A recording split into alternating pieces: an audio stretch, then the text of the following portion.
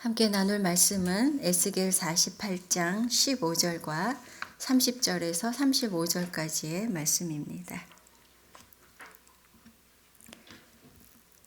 에스겔 48장 15절과 30절에서 35절까지 한 절씩 교독하시는데 제가 먼저 15절 말씀 읽겠습니다.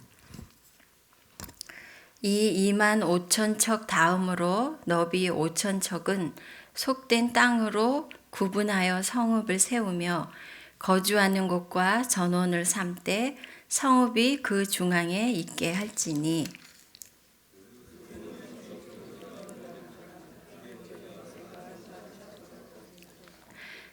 그 성읍의 문들은 이스라엘 지파들의 이름을 따를 것인데 북쪽으로 문이 셋이라 하나는 르우벤 문이요 하나는 유다 문이요 하나는 레위 문이며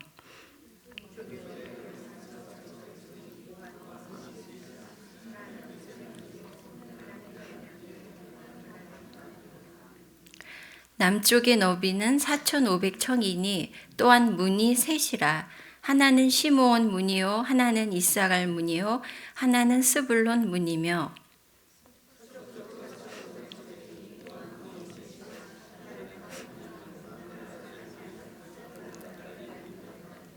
같이 읽겠습니다. 그 사방의 합계는 18,000척이라 그날 후로는 그 성읍의 이름을 여호와 삼마라 하리라. 네, 마지막에 읽었던 35절 말씀에 보면 여호와 삼마라는 단어가 등장합니다. 이 여호와 삼마라는 단어의 뜻은 여호와께서 거기 계시다는 의미입니다. 여호와 삼마, 여호와께서 거기 계시다. 성경은 이렇게 말씀합니다. 하나님께서 어딘가 계시다라는 말씀은 하나님께서 실제로 살아계신 것이고 하나님이 거기서 무엇인가 하고 계시다는 겁니다. 따라서 하나님께서 살아계셔서 무엇인가 하고 계시다면 우리가 그 하나님을 만날 수 있고 그 하나님을 경험할 수 있다는 말씀입니다. 기독교를 계시의 종교라고 하지 않습니까? 그것은 하나님께서 우리를 찾아오시고 하나님 자신을 우리에게 알려주고 계시기 때문입니다. 그렇다면 하나님께서는 어디에 계신 걸까요? 거기 계신 하나님을 우리가 어떻게 만나고 경험할 수 있을까요? 오늘 본문과 또 에스겔 전반을 통해서 이 의미를 생각해 보도록 하겠습니다.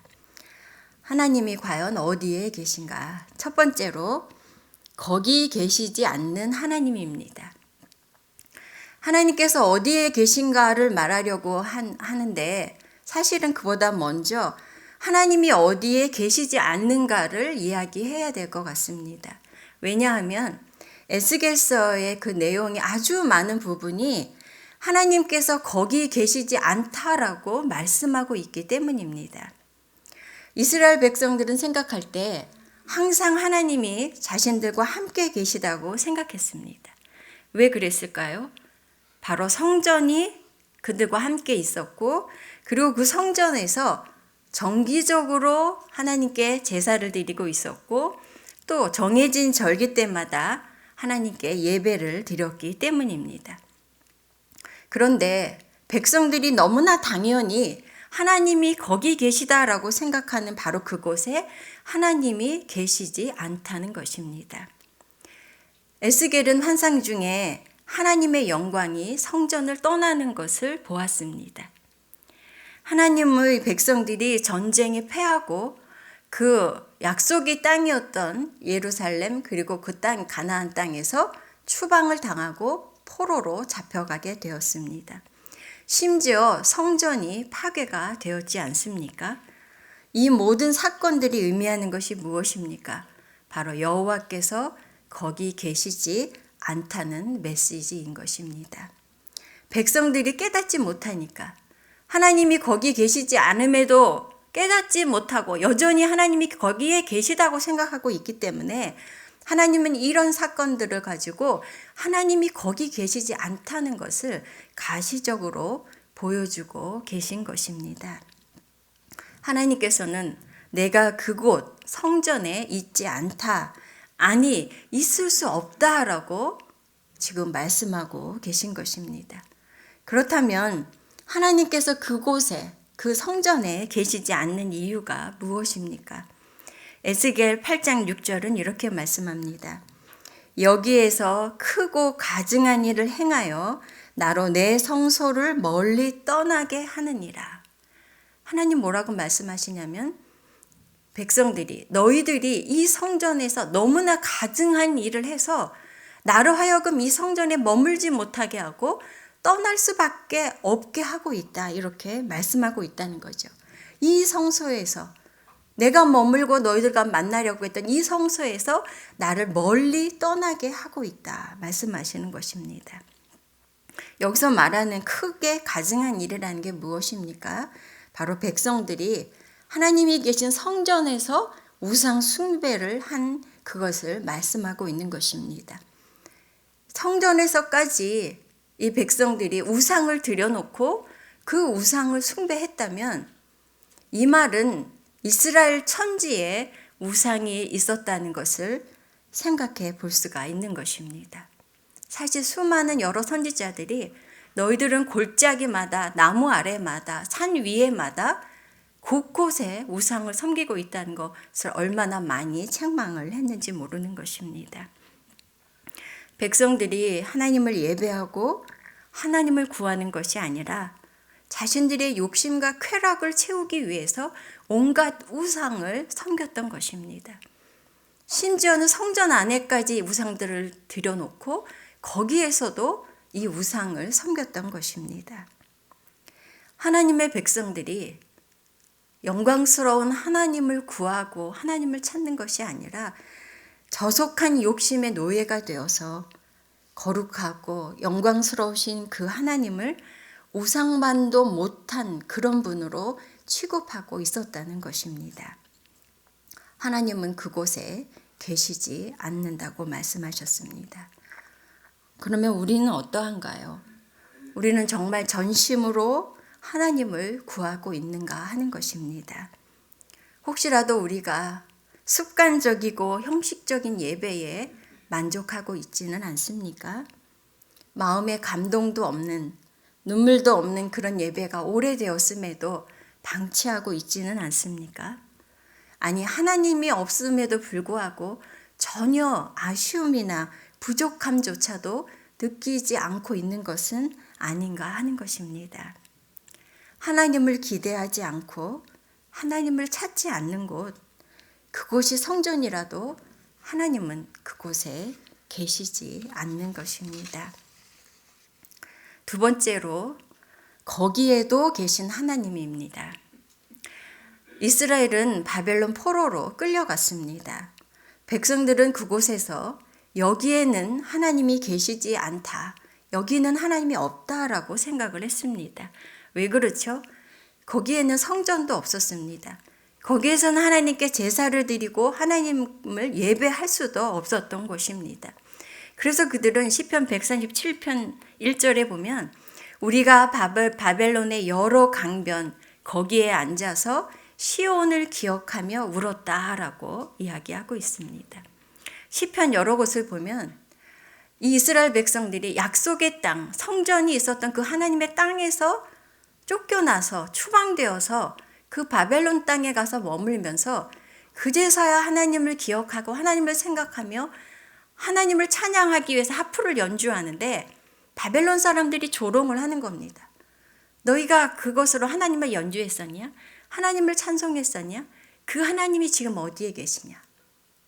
그래서 이 백성들은 그 수치와 모욕을 경험하면서 슬피 울고 있는 것을 말해주고 있는 겁니다.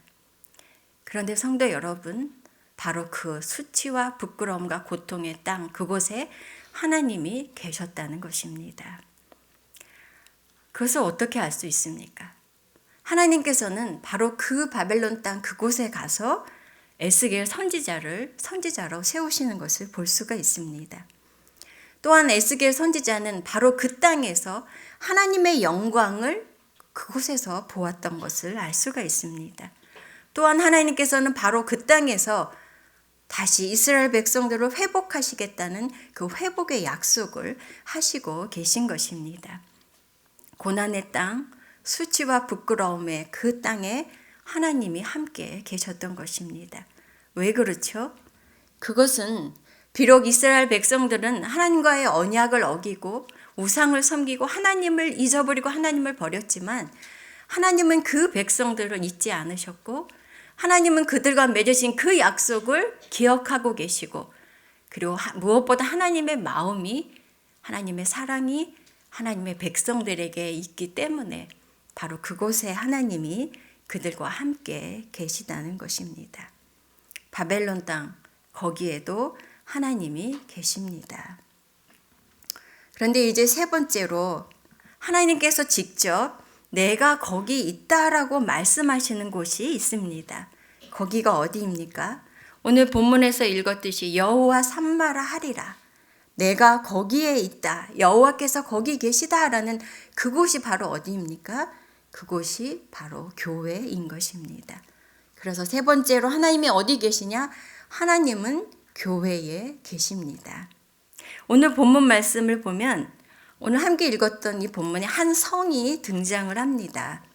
그런데 이 성이 조금 독특한 것이 하나님께서 에스겔 선지자에게 그 회복될 이스라엘에 대해서 보여주시면서 그 이스라엘 땅을 12지파에게 분배하라고 말씀하십니다. 그런데 이 분배하는 것을 보면 처음에 이스라엘 백성들이 그 출애굽하고 여호수아 시대에 가나안 땅을 정복해서 그 땅을 분배했던 것과는 좀 다른 모양으로 다른 모습으로 그 땅을 분배하는 것을 볼 수가 있습니다. 그래서 12지파에게 위 북쪽에서부터 남쪽에까지 이렇게 땅을 쭉 분배를 해줍니다. 그런데 7지파에게 북쪽 땅을 분배해주고 5지파에게 남쪽 땅을 분배해주면서 그 가운데에 하나님이 특별한 구역을 땅을 구별하라고 하십니다. 그래서 그 땅에는 어떤 것들을 두는가 하면 제사장을 위한 땅을 구분을 하고 그 다음에 레위인들을 위한 땅을 구분하라고 합니다. 그리고 그 가운데에 성전이 있도록 하라고 말씀하십니다.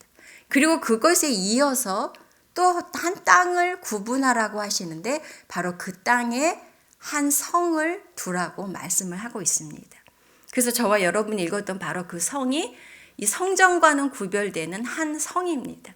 근데 그 성의 규격을 보면 지금 수치로 하면 한 13km 되는 그런 네모 반듯한 성입니다. 그런데 이 성의 특징이 뭔가 하면 한쪽 면, 동서남북의 한쪽 면에 문이 3개씩 있어서 12개의 문을 가진 성입니다. 그런데 이 12개의 문의 이름이 뭐냐면 이스라엘 백성의 그 12지파의 이름입니다. 심지어 레위 지파에게까지도 이 문의 이름을 붙여주었습니다. 이런 성을 지금 이 에스겔의 마지막 부분에 지금 이야기를 해주고 있습니다. 근데 과연 이 성이 무엇일까요? 하나님은 이 성에 12지파의 사람들이 와서 머물러 살도록 하시는 것을 볼 수가 있습니다. 그렇다면 하나님이 12지파에게 이미 땅을 분배를 해주시는데 왜 이 중앙에 있는 이 성에 12지파들이 와서 살 수 있게 하시고 그 다음에 12개의 문을 그것도 12지파의 이름을 따라서 지은 그런 성을 지금 보여주고 계신 것일까 하는 것이죠. 이 성을 좀 더 잘 이해하기 위해서는 이와 유사한 성이 등장하는 요한계시록으로 가볼 필요가 있습니다. 요한계시록 21장에 보면 한 성이 등장을 합니다. 요한계시록 21장에서 이렇게 말씀을 하고 계신데요. 21장 3절에 내가 들으니 보좌에서 큰 음성이 나서 이르되 보라 하나님의 장막이 사람들과 함께 있음에 하나님이 그들과 함께 계시리니 그들은 하나님의 백성이 되고 하나님은 친히 그들과 함께 계셔서 큰 성을 보게 되는데 그 성이 하나님이 함께하는 사람들과 함께하는 그의 백성들과 함께하는 성이라고 말씀하고 있습니다. 그런데 이 성의 모양이 어떤가 하면 크고 높은 성곽이 있는데 12개의 문이 있다고 이야기합니다. 그런데 그 12개의 문에 12지파의 이름이 있다고 이야기합니다. 지금 에스겔 선지자가 보고 있는 성의 문과 같은 것이죠. 그런데 또 한 가지를 말해주는데 뭐냐면 이 성곽에 12개의 기초석이 있다고 말합니다. 그리고 그 12개의 기초석 위에는 어린 양의 12사도의 12이름이 있다라고 말씀하고 있습니다. 에스겔이 본 성과 요한계시록에 등장하는 성이 같은 그런 내용을 가진 성인데 에스겔에서 본 것보다 이 요한계시록이 좀 더 자세하게 이야기를 해주고 있는데 12개의 문이 있을 뿐 아니라 12개의 기초석이 있고 그 기초석에는 사도들의 이름, 그 사도들의 이름이 있다라고 이야기해 줍니다. 이런 말씀을 근거로 이 성의 특징을 생각해 보면 먼저 12개의 문이 있죠. 이 성이 13km 되는 그 규격의 성에 12개의 문이 있다면 이건 열려져 있는 성이라고 할 수 있고 누구나 그 성에 들어올 수 있는 성이라는 걸 알 수가 있습니다. 그런가 하면 이 12개의 기초석에 사도들의 이름이 있다는 것입니다. 이것은 무엇을 생각하게 합니까? 사도들이 전한 복음의 기초 위에 세워진 성이라고 하는 것이죠. 따라서 이 성은 무엇입니까? 예수 그리스도의 그 복음, 사도들이 전한 그 복음을 듣고 하나님께로 나아오는 하나님의 백성들로 이루어질 하나님의 성이며 하나님이 거기 계신 하나님의 성이라는 것입니다. 바로 그것이 무엇입니까? 바로 교회를 나타내주고 있는 것입니다. 하나님께서는 에스겔 이 성경을 에스겔 선지자를 통해 주시는 많은 계시의 내용 가운데 가장 마지막에 여호와 삼마 여호와께서 거기 계시다라는 말씀으로 이 에스겔서를 마무리하고 있습니다. 이것이 무엇입니까?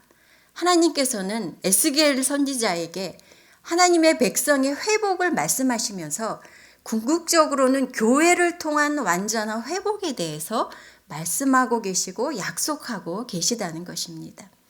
따라서 우리는 여호와 삼마 여호와께서 거기 계시다. 다시 말하면 여호와 삼마 하나님께서 교회에 계시다라고 말할 수 있다는 것입니다. 하나님이 충만하신 곳, 하나님께서 자기의 이름을 두신 곳, 그것이 바로 하나님의 교회인 것입니다.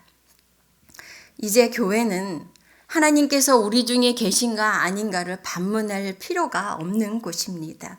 왜냐하면 하나님께서 그 가운데 계셔서 너무나 분명하게 하나님 자신을 나타내 보여주시기 때문인 것입니다. 하나님의 사랑과 능력이 풍성하게 나타나서 거기서 하나님을 경험하면서 하나님을 하나님으로 알 수 있는 곳이 될 것이기 때문인 것입니다. 무엇보다 하나님이 영원히 거기에 계시는 곳이기 때문인 것입니다. 에스겔 선지자는 28장 23절에서 이렇게 말했습니다. 내 위대함과 내 거룩함을 나타내어 나를 알게 하리니 내가 여호와인 줄 그들이 알리라. 에스겔서를 읽다 보면요. 내가 여호와인 줄 너희가 알 것이다. 내가 여호와인 줄 그들이 알 것이다. 이 말씀이 거의 60번 가까이 등장하는 것을 볼 수가 있습니다. 하나님은 하나님이 어떤 하나님이신지를 드러내 보여주기 원하신다는 것이고 알려주기 원하신다는 것입니다. 그런데 어디를 통해서 그렇게 하시겠다는 것입니까? 궁극적으로 교회를 통해 하나님의 하나님 되심을, 하나님의 거룩하심과 하나님의 영광과 하나님의 구원을 드러내 보여주시겠다는 것을 지금 에스겔 선지자에게 청사진으로 보여주고 있는 것입니다. 그러면서 하나님은 나의 영으로 그리고 나의 열심히 이 일을 이룰 것이다 라고 말씀하고 있는 것입니다. 사실 우리 모두는 하나님의 교회에 대한 소망이 있고 기대감이 있습니다. 예배를 드리러 나올 때마다 하나님을 만날 거라는 또 만나고자 하는 기대감을 가지고 나오고 우리가 교회에 모여서는 하나님이 우리 가운데 계신 것을 보고 싶은 간절한 소망이 있습니다. 사실 저도 교회에 대한 사랑이 크다고 말씀을 드리고 싶습니다. 교회를 통해서 하나님이 하실 일을 기대하는 마음을 가지고 있습니다. 그런데 사실은 정직하게 말하면 한쪽 구석에는 약간의 패배감 같은 그런 낙심되는 마음이 드는 것이 사실입니다. 왜냐하면 주변에서 너무나 교회에 대한 부정적인 이야기들을 많이 하고 있기 때문인 것입니다. 그래서 그런 이야기를 들을 때마다 이제 교회는, 하나님의 교회도 지고 있는가? 교회의 시대는 지나가고 있는가? 교회는 더 이상 희망이 없는가라는 마음이 들기도 하기 때문인 것입니다. 그런데 얼마 전 스캇 선퀴스트라고 하는 한 신학자가 하는 이야기를 들었습니다. 이분은 선교학자이고 지금 얼마 전에 미국의 한 유명한 신학교의 학장으로 취임을 한 분입니다. 이분이 그 학교에 취임을 하면서 그렇게 이야기했다고 합니다. 여러분, 제가 이 신학교의 총장으로 이렇게 부임한 것을 여러분은 축하하고 계시지만 사실은 지금 축하의 음악이 아니라 장송곡을 틀어야 됩니다. 왜냐하면 미국의 교회들이 사라지고 있고 기울고 있고 성도들의 수가 줄고 있기 때문인 것입니다. 이렇게 이야기를 시작했다고 합니다. 그러나 그분의 이야기는 거기에서 끝나지 않았습니다. 이분이 계속해서 말하기를 미국의 주류 사회의 교회는 줄고 있는지 모르지만 어떤 지역들의 교회들은 줄고 있는지 모르지만 전 세계적인 선교의 동향 속에서 선교의 역사 속에서 전 세계에 있는 교회를 보면 교회는 지금도 확장되고 있고 교회는 지금도 하나님이 일하고 계신 것을 분명하게 볼 수 있습니다. 라고 이야기한 것입니다. 저는 그 이야기를 들으면서 가슴이 뛰었습니다. 그렇지. 하나님의 교회는 지금도 확장되고 있지. 하나님은 지금도 여전히 교회에서 일하고 계시고 역사하고 계시지. 그래서 교회는 하나님이 계신 곳입니다. 그리고 샘물교회는 하나님이 계신 곳입니다. 사랑하는 성도 여러분, 하나님은 에스겔 선지자를 통해서 하나님을 떠난 이스라엘 백성들, 그래서 그 약속의 땅도 빼앗기고 성전마저도 빼앗겼던 그들이었지만 다시 그들을 회복하실 것에 대한 약속을 하시면서 그 궁극적인 성취가 교회를 통해 이루어질 것을 말씀해 주고 있습니다. 그리고 그 하나님의 교회는 우리 가운데 여전히 있고 하나님은 교회 가운데 계신 것입니다. 그래서 우리는 이렇게 말할 수 있습니다. 여호와 삼마 하나님이 교회에 계십니다. 그뿐 아니라 우리는 이렇게 말할 수 있습니다. 하나님이 샘물교회에 계십니다.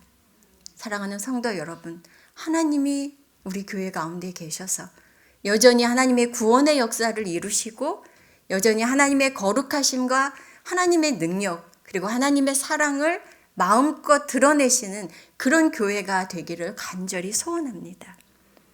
우리 샘물교회가 누가 봐도 누가 이곳에 와도 이곳에 하나님이 계십니다.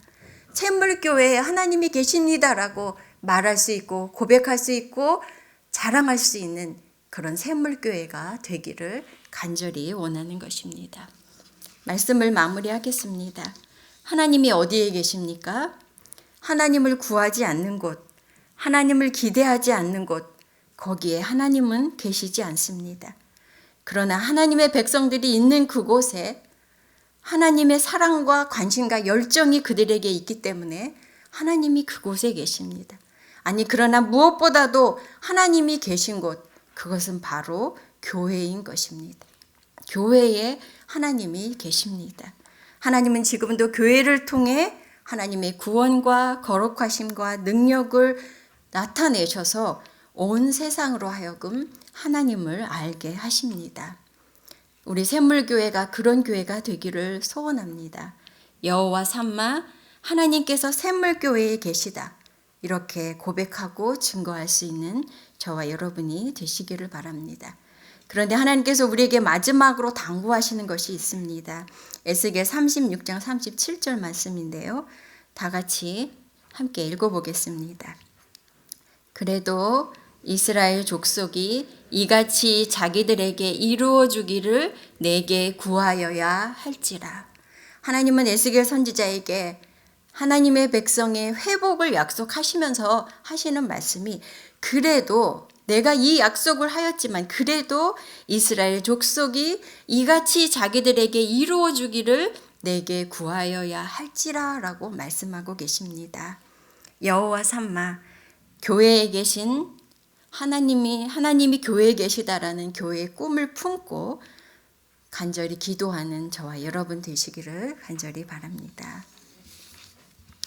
오늘 말씀을 기억하면서 우리가 하나님께 찬양하며 기도하며 나아가겠습니다.